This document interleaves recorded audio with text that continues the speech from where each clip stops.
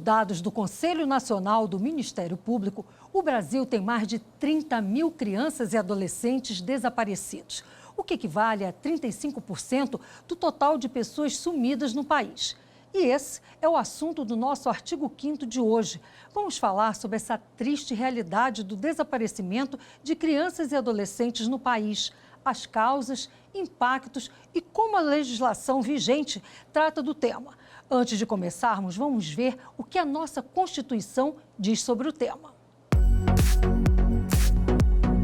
A Carta Magna diz que todos são iguais por lei, garantindo a inviolabilidade do direito à vida, à liberdade, à igualdade, à segurança e à propriedade. Sobre o tema, eu converso agora com Larissa Leite, coordenadora do Programa de Pessoas Desaparecidas e Suas Famílias do Comitê Internacional da Cruz Vermelha, e com Eliana Vendramini, promotora de Justiça do Ministério Público do Estado de São Paulo. Obrigada pela participação das senhoras. Vamos assistir uma reportagem aqui da TV Justiça. Atualmente, cerca de 85 mil pessoas estão desaparecidas no país. E mais de um terço desses indivíduos são crianças e adolescentes. A faixa etária com maior número de desaparecidos é de jovem entre 12 e 17 anos. As causas mais comuns que explicam esse fato são muitas, como sequestro, tráfico de órgãos, exploração sexual, adoção ilegal, trabalho escravo, conflitos familiares e maus tratos. Para ampliar as ações de investigação e resgate de crianças e adolescentes desaparecidos no Brasil, o governo federal sancionou lei que obriga a inclusão imediata de novas informações sobre o sumiço de menores em 2 cadastros nacionais de pessoas sumidas. A ideia, entre outras ações que já existem no país, é combater o problema e acelerar o resgate, para devolver essas crianças e adolescentes às famílias com rapidez e segurança.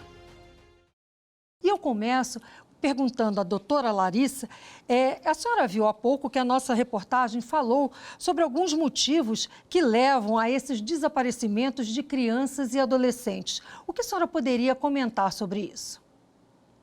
Na realidade do Brasil, que é um país continental, é um país que enfrenta diversos desafios, seja de ordem social, seja relacionado à violência, a realidade do desaparecimento de pessoas, ela está presente, tem dimensões que têm indicativos preocupantes e afeta muitos perfis de pessoas diferentes, né? Então, de fato, é uma realidade que precisa ser compreendida melhor para que tenhamos melhores medidas de prevenção e principalmente de resposta. Doutora Eliana, sobre as leis sancionadas em 2019 e 2023, o que elas contribuíram com esses casos? Olha, a lei de 2019 é um marco nacional no combate e na prevenção ao desaparecimento. É uma lei que prevê a política nacional de busca de pessoas desaparecidas. Ela tem tratos importantes como o conceito do desaparecimento, a importância de nunca se deixar de buscar a pessoa desaparecida ou identificá-la, se já estiver falecida, e a importância de ter também um banco de dados que permita a busca de pessoas em espaços prioritariamente públicos, mas também particulares, que possam estar com a pessoa ali presente, embora a família tenha dado a sua falta. O mais importante de tudo isso é que o Brasil está num ponto importante, que é aquele de fazer efetivamente funcionar o Comitê Nacional de Busca de Pessoas Desaparecidas, que devem, então, ter um gestor, que é o Ministério da Justiça, e tem na sua participação os órgãos participantes, todos os estados presentes. Então, a gente tem a dificuldade da proporção continental, mas a gente tem possibilidade, se nos unirmos num banco único e federal, de melhorar muito a situação das buscas. Doutora Eliana, a senhora, com a sua experiência de promotora de justiça, qual é a avaliação que a senhora faz dessa legislação em termos de efetividade? Na verdade, a legislação ela é federal bastante assertiva, é uma legislação clara com relação principalmente à necessidade de busca e apoio às vítimas de desaparecimento, que também são os familiares dos desaparecidos, mas a implementação de comissões e comitês, ela se deu só com a existência dessa lei. Então, ela teve uma força importante na medida em que a gente vê alguns movimentos isolados. Por exemplo, no estado de São Paulo, uma movimentação municipal bastante forte na temática. A dificuldade que nós temos de percepção da gravidade do tema. É incrível falar disso com pessoas desaparecidas, mas me parece que há mais engajamento em sistema de dados, em questões tecnológicas, ou mesmo numa investigação imediata, quando nós temos, por exemplo, o desaparecimento de coisas, carros, de bens, né? Sobre as pessoas pendem muitas questões mal resolvidas no país, como, por exemplo, o fato de você dar notícia do desaparecimento de alguém numa delegacia e a percepção, por vezes, de atores que cuidam da temática com muito afinco, mas que esse não seria uma função sua na medida em que desaparecer não é crime. A nossa produção recebeu algumas dúvidas de telespectadores. Vamos ver a primeira delas. Em quanto tempo uma pessoa é considerada desaparecida? Por favor, doutora Eliana. Essa é uma lenda urbana, né, de que a gente deveria esperar um tempo específico, por vezes falam 24, 48 horas, espera passar o ano novo ou o carnaval. Na verdade, quando se tem indícios de que a pessoa não está onde ela deveria ou costuma estar, o anúncio tem que ser o mais rápido possível e ele deve ser atendido, porque quanto mais próximo do possível desaparecimento, mais possibilidades existem do encontro. Mas isso ocorre, doutora Larissa? Na prática? Olha, segundo o que a gente ouve a partir de processos participativos com familiares de pessoas desaparecidas, é que segue havendo uma dificuldade para determinados casos, em determinadas regiões, no registro do desaparecimento. Há, de fato, uma frequência muito alta de relatos de pessoas que tentaram registrar um boletim de ocorrência e que receberam ou uma orientação para que esperassem um prazo de 48, 24 horas, ou que recebem essa resposta de que, como desaparecer não é crime, não caberia um registro de boletim de ocorrência. Muito embora essa, de fato, seja a prática, a rotina e a tradição no Brasil de que um desaparecimento de pessoa é registrado através de um boletim de ocorrência na Polícia Civil. Mas o registro imediato de um desaparecido não é garantido por lei? Os detalhes sobre o procedimento do registro e da investigação do desaparecimento ou da busca pela pessoa desaparecida, de fato, não estão previstas na Lei 3.812. Essa, talvez, é uma das tarefas a serem cumpridas pelo Comitê Gestor da Política Nacional de Busca de Pessoas Desaparecidas e pela Autoridade Central Nacional e autoridades centrais estaduais da Política Nacional de Busca de Desaparecidas. Essa, talvez, é uma das lacunas que necessita de atenção rápida para que exista não só uma clareza sobre o procedimento, mas para que exista uma padronização. Hoje, o que a gente também observa, trabalhando com as autoridades de estados, é que falta uma liderança na padronização até do próprio formato do boletim de ocorrência, quais são os campos que vão ser preenchidos e como é que as autoridades de uma cidade, de outra, de um estado, de outro, podem colaborar. Porque uma pessoa desaparecida num estado pode ser localizada em outro. E é importante lembrar também que o desaparecimento precisa considerar todas as possíveis situações e todos os possíveis paradeiros. Uma pessoa desaparecida pode ser localizada em vida, mas também pode ter falecido, e a falta da identificação ou a falta da boa gestão sobre um corpo pode levar ao seu desaparecimento. Doutora Eliana, e quais os canais que uma família pode recorrer quando tiver uma criança ou um adolescente desaparecido? Para toda e qualquer pessoa desaparecida, a gente entende a vulnerabilidade da criança e do adolescente, por óbvio, mas nós temos também doentes mentais, nós temos idosos, nós temos pessoas que podem estar envolvidas em questões graves sociais. Para todo e qualquer parente, em primeiro lugar, sim, recorrer ao registro na Polícia Civil. Depois de realizado esse boletim de ocorrência, e isso também está muito fragmentado no país, né, doutora Larissa, a gente tem vários órgãos trabalhando, se esforçando aí profundamente em tal ou qual estado. Por exemplo, no estado de São Paulo, nós temos o município, que recebe notícias de desaparecimento, divulga e muitas vezes faz busca em loco.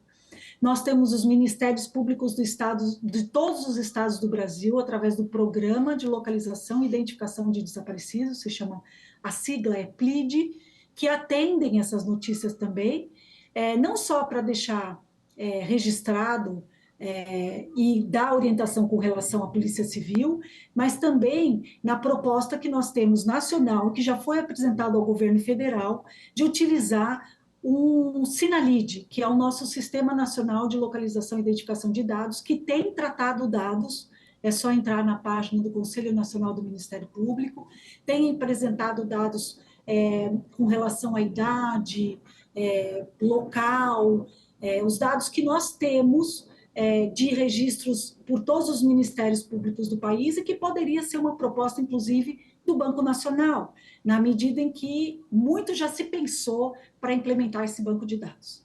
Uma pessoa pode ser responsabilizada pelo desaparecimento de uma criança ou de um adolescente que esteja sob a sua responsabilidade?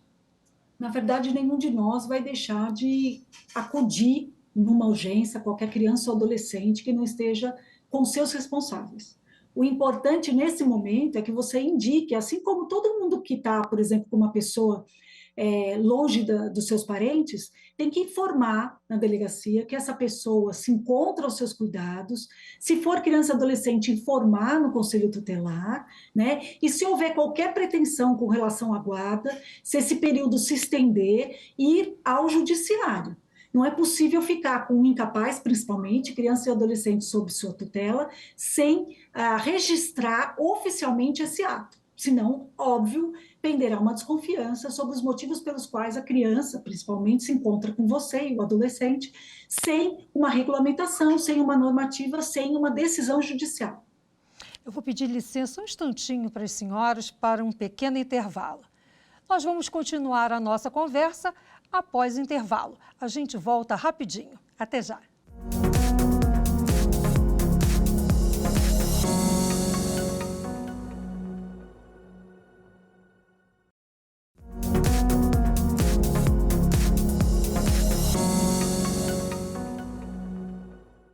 O artigo 5º está de volta, hoje falando sobre o desaparecimento de crianças e adolescentes no país.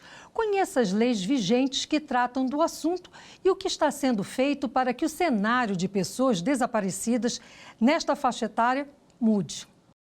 Sobre o tema, eu continuo conversando com Larissa Leite, coordenadora do Programa de Pessoas Desaparecidas e Suas Famílias do Comitê Internacional da Cruz Vermelha, e com Eliana Vendramini, promotora de Justiça do Ministério Público do Estado de São Paulo. Antes de retomar a nossa conversa, eu chamo mais uma pergunta que a nossa produção recebeu. Eu gostaria de saber se existe política de acolhimento e assistência às famílias de pessoas desaparecidas. Por favor, doutora Eliana. Esse é um grande problema nacional. As vítimas são o desaparecido e os familiares dele, que vivem uma dúvida, um problema que não se cessa, senão através da busca.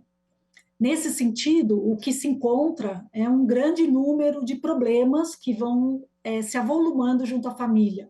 Problemas não só jurídicos, mas problemas de saúde graves, problemas com relação ao andamento da vida, por exemplo, daqueles dependentes do desaparecido.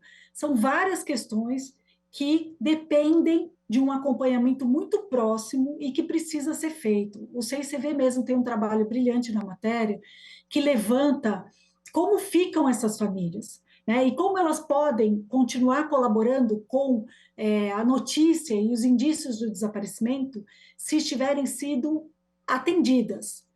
Nós precisamos urgentemente de uma normativa nesse sentido também, embora a lei de 2019 já deixe claro que esse atendimento deve ser realizado. Doutora Larissa, quais os dados que a senhora destaca no mapa de desaparecidos, dados relativos a crianças e adolescentes?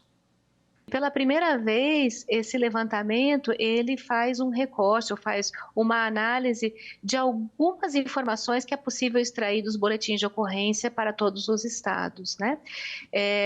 Lendo o relatório, é possível perceber que, por exemplo, nos últimos 3 anos se consegue identificar uma predominância de faixa etárias nos registros de pessoas desaparecidas, assim como nos registros de pessoas localizadas.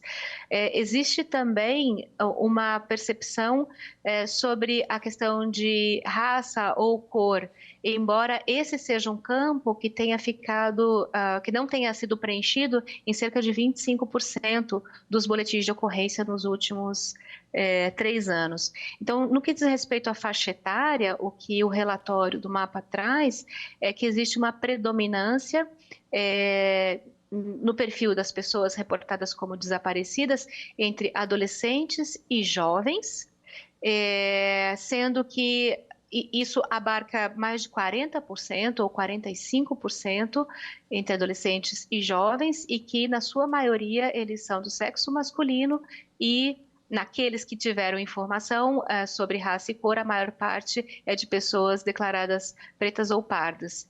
Então, eu acho que essa é uma informação que não tinha ainda sido publicada e que retrata um indicativo, né, que permite às autoridades e permite também aos especialistas, às organizações não governamentais, fazerem uma reflexão mais avançada sobre esse fenômeno, sobre esse problema. O que também pode ser feito comparando essas informações com outros indicadores de segurança pública que também apontam para que essa população de jovens do sexo masculino, pretos ou pardos, também são vítimas frequentes de outros tipos de violações no país.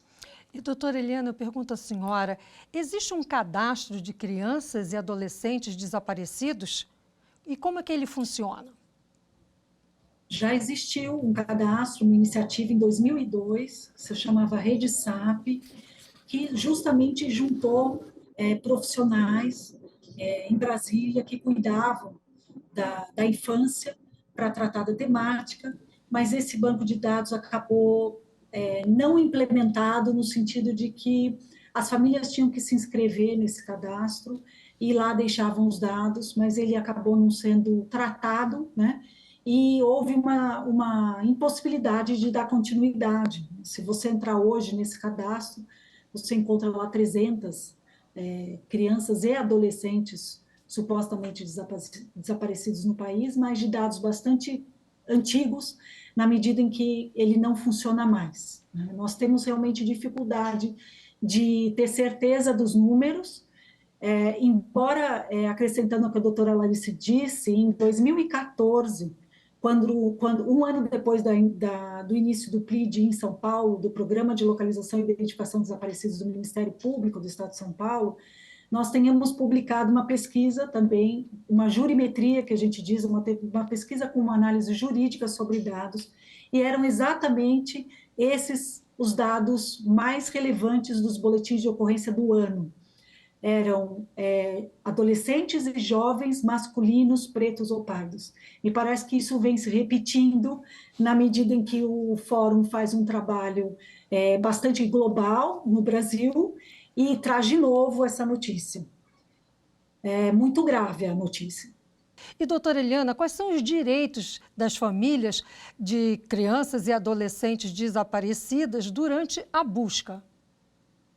Isso não está claro na legislação, seja durante uma busca investigativa, que está sendo feita na delegacia, se é que se obteve o registro, seja pelo acolhimento psicossocial. Nós não temos isso com clareza, e é por isso que a Lei de 19 precisa ser cumprida, para que as partes possam exercer os seus direitos. O que a gente tem claro, e que eu acabo defendendo em consonância com o que é defendido no mundo pela ONU e pela OEA, é que, na dúvida sobre vida e integridade física, a parte tem imediato direito ao registro do desaparecimento e à busca.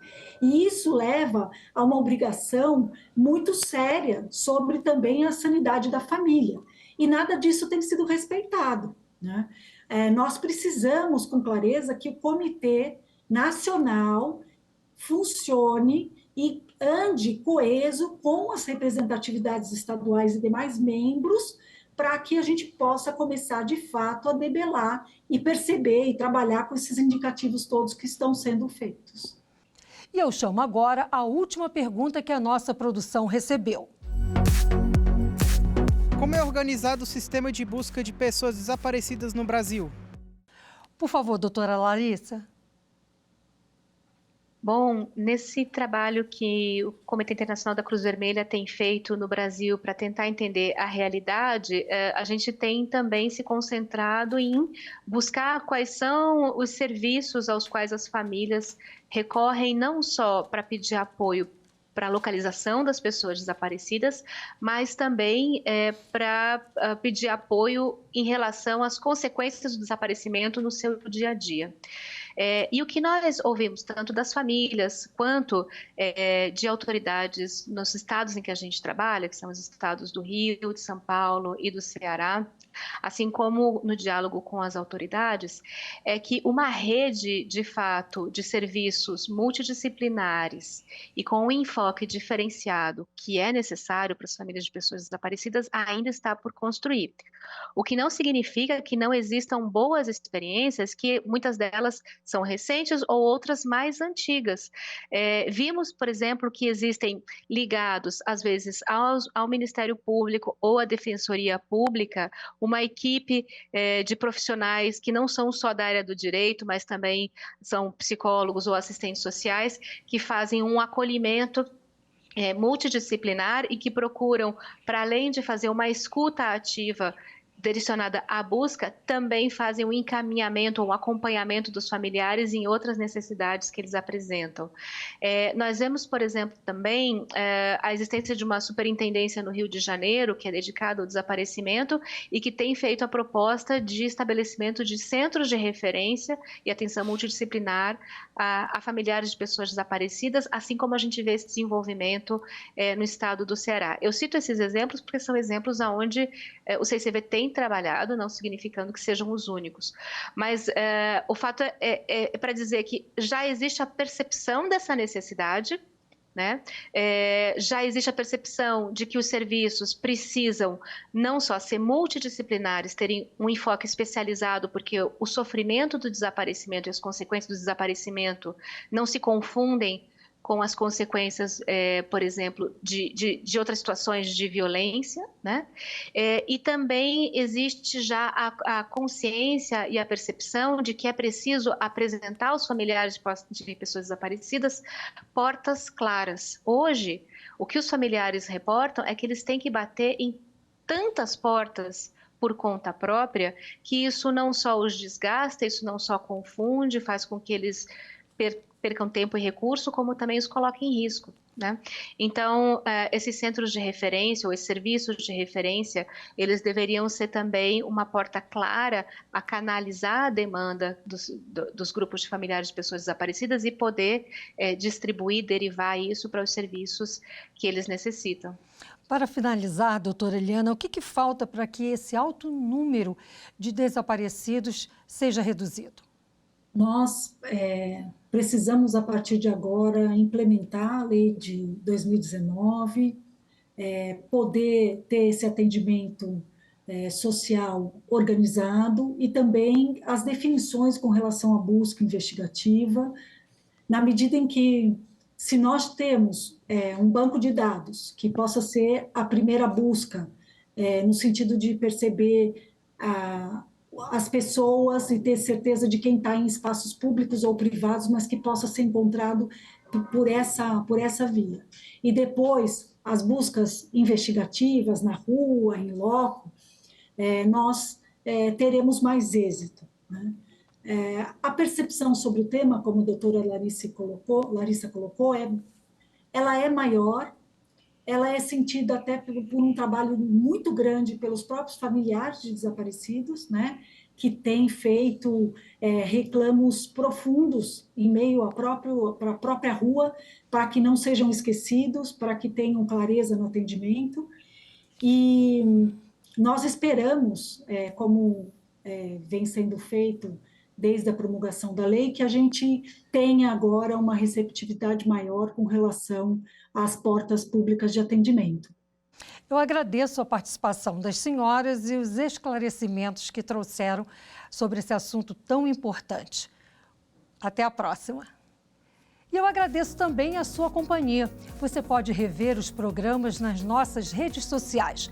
Você encontra a gente pelo @Rádio e TV Justiça.